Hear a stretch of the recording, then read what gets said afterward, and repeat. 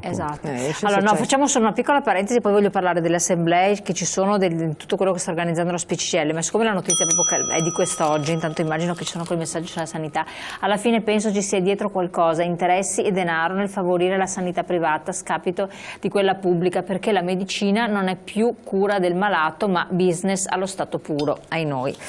È quello che si può subodorare così anche da parte nostra. Allora, l'INPS, pensioni più flessibili, richiede al governo uscite anticipate dal 2017 e intanto sono in arrivo 7 milioni di buste arancioni, cioè simulazioni di quello che arriverà in pensione un domani, quindi tragedie annunciate. Allora, intanto bisogna dire che la flessibilità in uscita è una richiesta sindacale. Però c'è una grande differenza tra quello che dice il sindacato e quello che dice Tito Boeri. Che lui la flessibilità la fa facendola pagare ai lavoratori, perché gli dice io ti lascio uscire però ti abbatto la pensione del 10, attenzione, ti 15, abbatto la pensione, perché sia ben chiaro mentre noi diciamo che la flessibilità deve essere calcolata sulla base di un meccanismo che 41 anni di lavoro bastano e non è possibile andare avanti all'infinito con un sistema micidiale come quello che è stato instaurato dalla Fornero.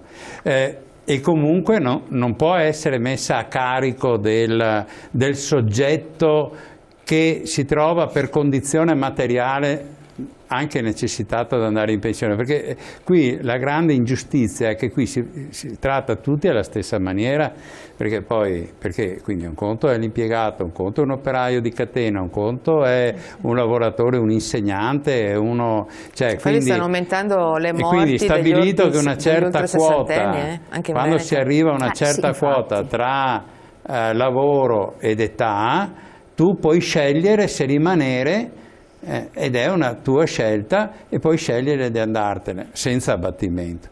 Poi sul bustone atteso che secondo me l'INPS farebbe bene a mandare le informazioni, a ripristinare un meccanismo di comunicazione, perché manda il bustone a questi, benissimo, ma ricordiamoci che contemporaneamente ha interrotto l'invio di tutte le informazioni che i pensionati servono, per esempio, per avere i trattamenti sociali integrativi dei trattamenti. Per conoscere la propria situazione, quindi quando tu non gli mandi più il RED a casa, il pensionato non si ricorda più di mandare l'invio della documentazione reddituale e una parte si rivolge al sindacato per questo, per far perdere diritti. Una parte si rivolge al sindacato e noi diamo risposte nelle nostre sedi, le nostre 500 sedi sono tutte lì disponibili e pronte a dare informazioni, quindi se c'è di questi problemi noi siamo lì.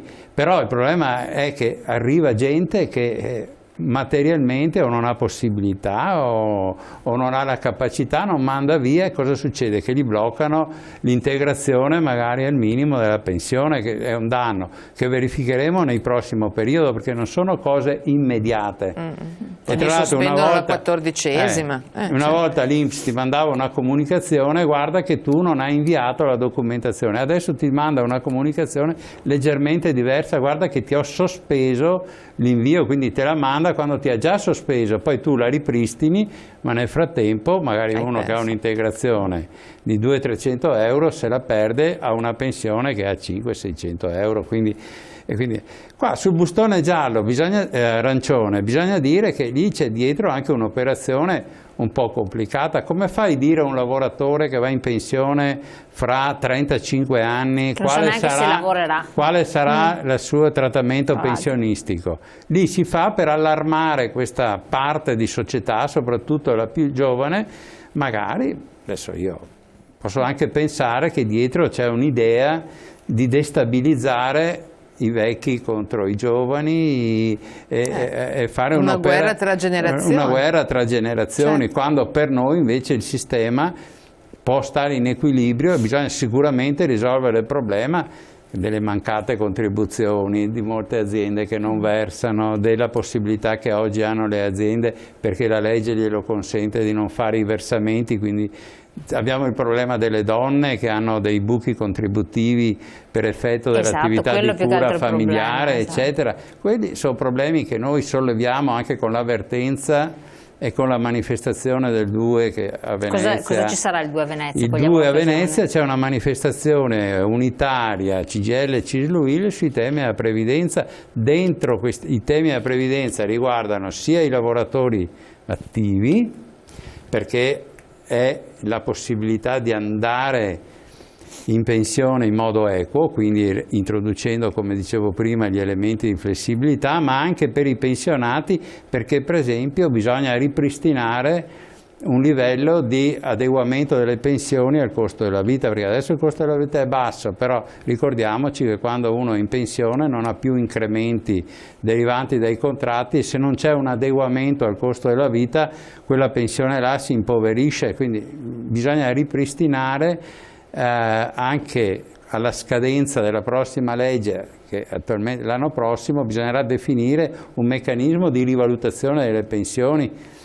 Oppure c'è anche il problema, questo riguarda sia i pensionati in essere, anche i nuovi pensionati, perché il sistema attualmente di calcolo, anche noi diciamo che è totalmente ingiusto. Assolutamente. Quindi il 2 aprile a Venezia c'è una manifestazione aperta, quindi. Parlerà la Susanna Camusso e parlerà a nome unitario delle confederazioni e noi ci aspettiamo parecchia gente, si fa in città a Venezia, quindi è anche un modo per passare un sabato piacevole poi e quindi e comunque manifestare diciamo l'idea che sulla previdenza basta fare cassa, perché l'idea che ha il governo, gli ultimi governi, è che sulla previdenza si fa cassa, si prendono i soldi ai pensionandi e ai pensionati per pagare altre cose. E poi i soldi non ci saranno più per chi andrà in pensione, altra cosa fantastica. Ci sono le assemblee, come stanno andando? Questo dicevo, ho esordito un po' all'inizio, un momento molto intenso da parte vostra.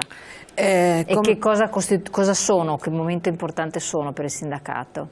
Allora, la CGIL in questo caso, non il sindacato dei pensionati, ha lanciato una proposta che